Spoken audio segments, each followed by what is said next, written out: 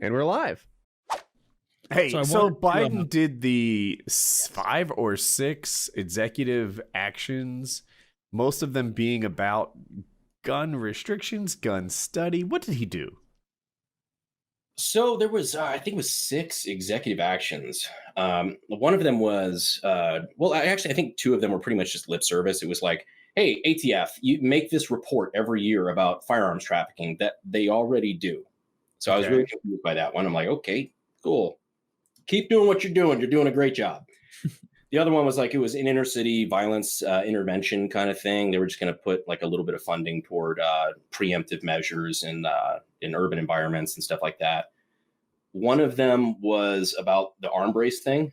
It was like saying like within 30 days or 60 days, the DOJ is going to make a ruling about the pistol braces. Which I'm like, okay, well, that's cool because like they've already done that like 4 times. So they haven't. All right. So one, I thought that one was over. And it was. We'll see. I don't know. I don't like these. Let's say that he successfully bans arm braces. Sure. I don't like it, but I see it as a parallel to like the bump stocks, which I didn't like either. You know, same.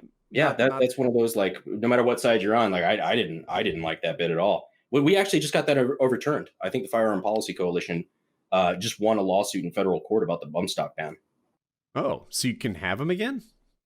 I'm not an attorney. I dropped out of law school, so I have no fucking clue. Well, you made it further than me. So. I made it 3 semesters. I know someone who melted dozens of them. Maybe for the best. You know somebody. Somebody wasn't me.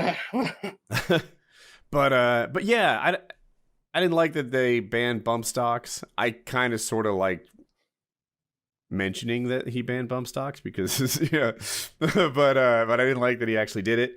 And I don't like that he's banning the arm braces. It doesn't impact me. I don't have one. I didn't really desire one, but yeah, any ban I just check. I'm like, do I have anything? So what else did he do? There's the arm brace study thing. The arm brace thing, and then there's they're also making a determination about ghost guns, which is basically just 80% that you finish at home or making your own firearm. Even the 3D printing community, stuff like that. Like basically just guns without a serial number, which from the beginning of the country has always been legal to do.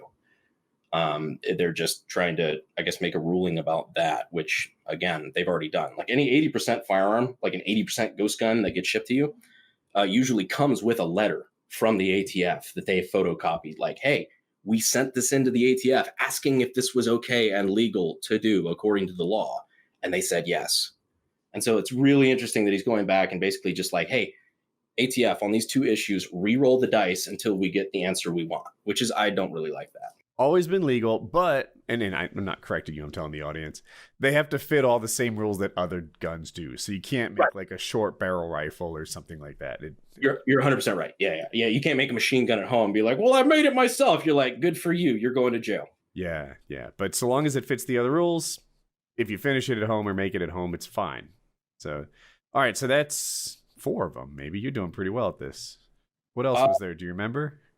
I may have I'm probably missing one along the way, but the other one was the new ATF director. And I purposely saved this for last because that's an interesting can of worms. David Chipman, I believe, who is like currently a professional anti-gun activist, but he's been at the ATF for like 25 years.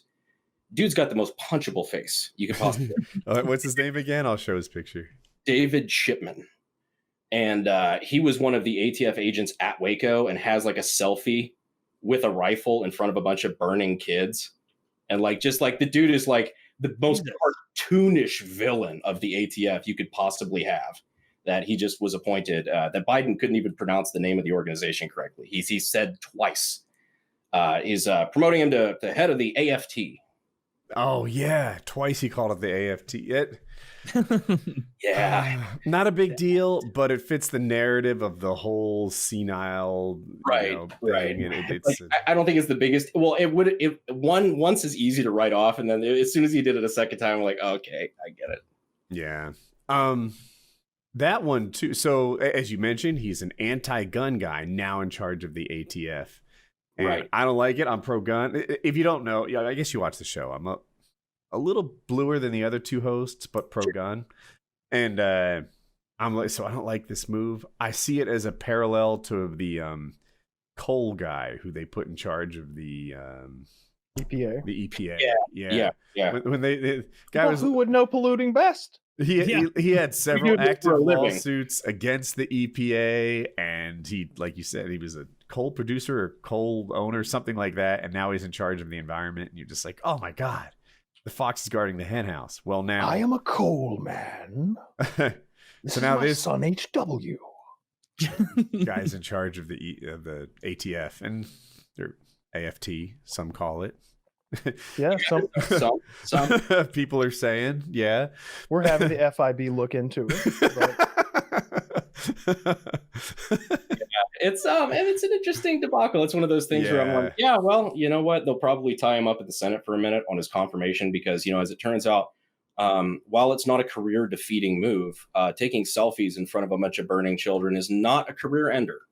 But it's not good for your career. Burning children, literally? At Waco. Literally, like it was Waco. The Waco debacle, where I think it was like 73 or 78, you know, men, women, children died, like burned to death from the ATF. He took a selfie and they identified, like, in the background, there's like, yeah, that's one of the like Uncle Ben style skeletons in the back there. It's really, really kind of fucked up. Yeah, what a ghoul. I just looked it up because it sounds over the top. It's just a ghoulish picture. He's standing there like he just like valiantly won a hard fought battle, and it's like, no, this is Waco. Like there weren't, you know, centurions marching out to meet you in the battle. Like, no, there was a massacre. Yeah, and it's like, yeah, you're a big David Koresh fan, right, Taylor? Huge, the biggest. I know so many things about him, such as, you know, lots of people died at Waco. That Well, I know you've got that tattoo. that's supposed to be a secret. That full back piece you've got. Well, I'm adding a full chest connection. Now he's got a good David Koresh. Now he's saying it's a Far Cry tattoo. Yeah, I'm gonna get that picture of him looking crazy with the whites of his eyes showing above his pupils. Yeah, that's not great. Yeah, no, I mean, even if you agree like that those guys were a little crazy, which, you know, if you have a religious cult, you know, hey, you know, fair enough. I see why people would say that. Yeah, that was a pretty big miscalculation, even just from optics on the ATF and FBI's part. It was scorched earth on it, which Like, is yeah, what they did. you're going after like one dude for technically just barely a felony. Yeah, that one clip of the FIB agent up on like he's on like the eave of the roof, and through the second floor wall, you see machine gun fire coming through at him, and he just like rolls off the roof. It's like, God, they were not fucking around in there. Some of them, though, like I saw some of the breakdowns afterward. They were like, some of the agents that were killed, I think, were like friendly fire, because like you had agents that went in, and then you have agents later get to the roof, didn't see it, and they're spraying MP5s through the window of where their buddy just went in. It's like, ooh, fuck, buddy. Like, no. Yeah, H&K must have had a sale that week, because every one of those fucking feds has an MP5 just fucking going to work in there. Yeah, that was a wild situation. It definitely shaped the way they handle things like that permanently. I think that was terrible optics. And then it wasn't all that long after that, you had the Alien Gonzalez thing, where you had ATF with the gun, with the I think it was an MP5 again, maybe pointed at the child's head, finger off the trigger, I believe, but it's been a while since I've seen the image. He's in the cabinet, and you're like, got that whole thing going on. That was Clinton, right? Am I crazy? Or is that Bush? Yeah, I want to say Clinton. It's a 90s photo. This was all during Clinton. This was all like from like it's Janet Reno. That's that's who was catching all the heat. See, Clinton was so good about that. For whatever reason, I blame Janet Reno for all of this, and not Clinton, who was the president of the United States. Like you don't see that now. Yeah, but after that was the Ruby Ridge thing. Like, he was like back to back to back. What was Ruby Ridge? Ruby Ridge was where the guy, they had basically entrapped the guy into making an SBS, which is a short barrel shotgun, because they wanted him to inform on like somebody who was part of like this white supremacist biker group or some shit like that in Idaho. And they're like, so they entrapped him. They're like, hey man, could you take this shotgun for me and like cut the barrel? Like, it would be super cool, man. I just appreciate it. And he's like, yeah, sure, whatever. And then he did it. And he's like, you've just committed a felony. You're going to report on these people. And he didn't want to do it. He's like, no, dude, like, what the fuck is wrong with you? And so they went and like surrounded his house and everything. Ended up like, they used an MP5, and like, I don't want to get too graphic or anything, but like they shot a dog They shot a dog while like the father and son were out hunting. I think Randy Weaver. Huh. And then the kid goes crazy because like 2 agents pop out of the bush and like light up his fucking dog. So he starts firing at the agents. They chew off the kid's arm with an MP5. Like he's like a 7-year-old child, right? And then like chase him back up. And then one of the FBI snipers takes a shot through the door, kills like his pregnant wife. Like it's a whole fucked up situation. I Jesus haven't Christ. determined if this is bad yet. Did the 7-year-old resist a little? Was he asking for it? Yeah. Did the cop yell taser? He may have. But with an MP5, it'd have to be like, taser, taser, taser, Taser. taser. Yeah, that's fucked up. I didn't know all those details about. God, Yeah. if I were still making videos, I would make that video where I'm shooting machine guns going taser. A little less forgiving of that stuff these days. Yeah, we just like 2 strikes. We had 2 strikes going on at once, and if we didn't get one of them removed, I would have had 3 in a row. Wow. We had our channel removed. Like What were What they hit you for? Yeah, what'd they fuss about? a couple different videos. One of them that really pissed me off was German machine guns of World War II, which is one of our most popular videos. It's like Right. 4.5 million or something, but like they claimed it for hate speech. I'm like, I went to Drive Tanks, which is just a firearms museum, basically. We didn't talk politics. I didn't say anything you're not supposed to say. I was just like, hey, let's shoot all these German machine guns of World War II because there's a bunch that I think are really cool. And they flagged it for hate speech, and that was our second strike. Like, that's really confusing to That's me. outrageous. Wow. Yeah. It's not like you were there like, and this is a tremendous German machine. If it had been a little better, might have brought the Third Reich to victory. Now on to the shooting portion of it. It's like you weren't. There was no swastikas. There was no heiling in the middle of the video. Like the only thing we used like German music, but we were even careful to not use the period music, like anything referring to Reich or whatever. We used like things that were close, that didn't have any crazy lyrics. Like we even translated the lyrics to make sure there was nothing. Now we were wearing clan hoods, of course. You have to get bogged down in the fucking details. You translate the music. It's like marching through Poland, killing the Juden. La la la la la la la la. Wait, is that Jesus, the Russian is the theme? victory music in COD 4? That's dark. Oh, man. My favorite part is like I think the original like national anthem of Germany, like Deutschland, Deutschland über alles, is referring to all these places. Like it's basically like ours, like, you know, from these mountains to this ocean. Yeah. Just like it's From a the beautiful lakes of country. Minnesota.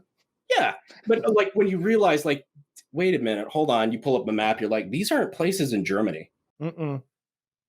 they're referring to like from the beach. They used to be. Normandy. It's like, whoa, hold on. Just go take like a World War I song. Nobody's mad about World War I. As it Yeah, turns nobody out, cares about the Kaiser anymore. Yeah. They had the spiky hats. That was a good look. They shouldn't have gone away from it. I love the spiky hats. Yeah. That you can attack. Well, I don't think they were made for attack. It was more for aesthetics, but you could. I think they were made for attack. And in my head, obviously you'd use it to like bash someone when Yeah. you take it off and hit them with it. But I like to imagine that one German private who just like full on went rhino mode with it and was just charged in. I like to imagine that Taylor Look in at particular Dita. was a boss character in World War One with the extra long spike and extra thick helmet. Yeah. I'm like, I don't want any body armor or anything. Give me 45 spiked helmets. And I'm creating.